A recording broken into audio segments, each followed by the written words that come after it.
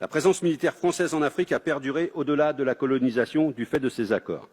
La France est intervenue 60 fois dans 24 pays en 60 ans.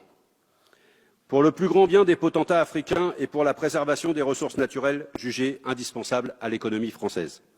C'est ça, la France-Afrique. Et tout cela perdure malgré les vœux hypocrites de chaque président de la République française d'en finir avec les liens opaques qui unissent la France et les dirigeants de ses anciennes colonies. Et si l'aventure un pouvoir africain montre ne serait-ce que quelques velléités d'indépendance, comme cela a été le cas en Côte d'Ivoire à l'issue des élections de l'an 2000, l'assurance vie de la présence militaire française se transforme en facteur de déstabilisation et d'affaiblissement pour ce pouvoir. À ce sujet, permettez-moi de vous interroger sur le rôle exact de la France dans le bombardement de Bouaké en 2004 et des événements qui s'en sont suivis, Madame la Ministre. Je note à ce sujet que dans la procédure concernant le bombardement, la juge d'instruction Sabine Kéris demande le renvoi des ministres de l'époque, Dominique de Villepinte, Michel Alliot-Marie et Michel Barnier devant la Cour de justice de la République. Avons-nous affaire à une barbouzerie qui a mal tourné et qui, cette fois-ci, mêlerait le sang de nos soldats avec celui des citoyens ivoiriens? Comptez-vous ouvrir les archives pour qu'enfin éclate la vérité dans cette affaire? Toutes ces méthodes sont d'ailleurs les racines de l'image déplorable de la France sur le continent africain et la raison de notre manque de crédibilité en Afrique. Avec le passé, qui est le nôtre, c'est le principe de non-ingérence qui devrait être la ligne de conduite pour notre pays, qui, parmi d'autres, a commis les pires crimes et les pires horreurs sur le continent africain. Il lui a pillé ses habitants, ses ressources, son argent. Et cela continue depuis des décennies. Il faut que cela cesse. Ce n'est pas le chemin que prend la présidence de Macron.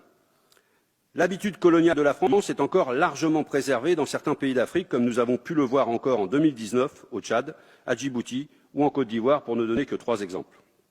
On a pu remarquer en effet de très fortes rémanences de ces principes france-africains au Tchad, où l'armée française a bombardé en février dernier une colonne de véhicules appartenant à des opposants au dictateur tchadien Idriss Déby. Ce chef d'État zélé est protégé contre toute logique par la France, qui le remercie en lui permettant de rester à son poste sans être dénoncé alors qu'il y était depuis 1990. Un pays comme le nôtre peut-il se permettre de protéger un homme qui dirige un État comme s'il était sa propriété et qui n'hésite pas à supprimer ses opposants, à pratiquer la torture, à pratiquer les enlèvements? Nous sommes toujours dans l'attente de précisions sur ce dossier.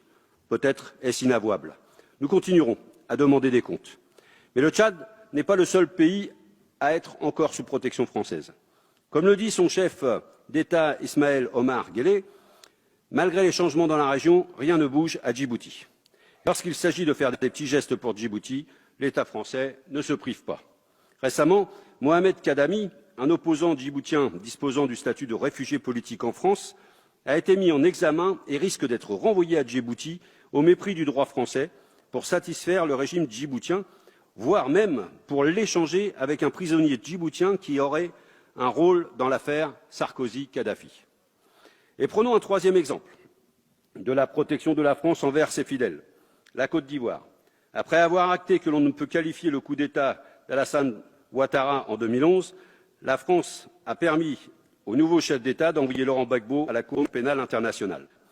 Après 7 ans de procédure, pendant lesquels Laurent Gbagbo était en détention provisoire, en contradiction totale avec les recommandations en la matière de la Cour européenne des droits de l'homme, celui-ci est maintenu en liberté conditionnelle sans pouvoir retourner en Côte d'Ivoire après son procès où il a été acquitté, ce qui est en contradiction totale avec tous les principes de droit.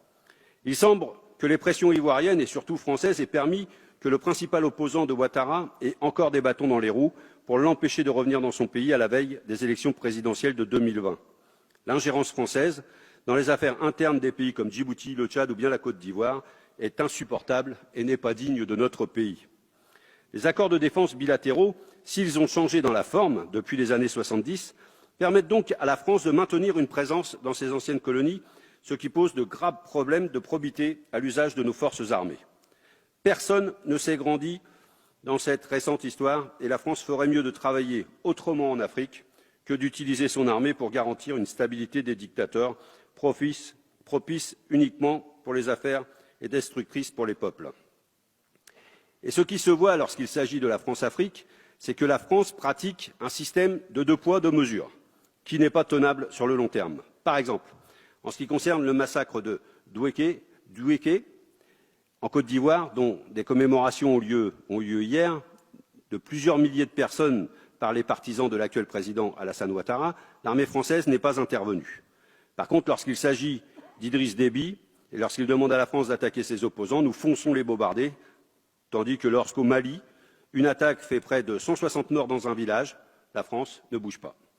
Pourtant, nous avons signé un accord de coopération en matière de défense entre la France et le Mali, qui a été ratifié en 2015.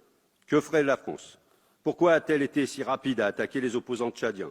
Pourquoi elle ne réagit pas lorsqu'il s'agit de massacres de Maliens ou d'Ivoiriens? Pourquoi la France s'entête dans une stratégie au Mali qui est en échec? Je pense que le gouvernement se ferait fort de nous éclairer sur cette situation et de revenir sur ce qu'a récemment dit la ministre des Armées, Florence Parly. Je la cite.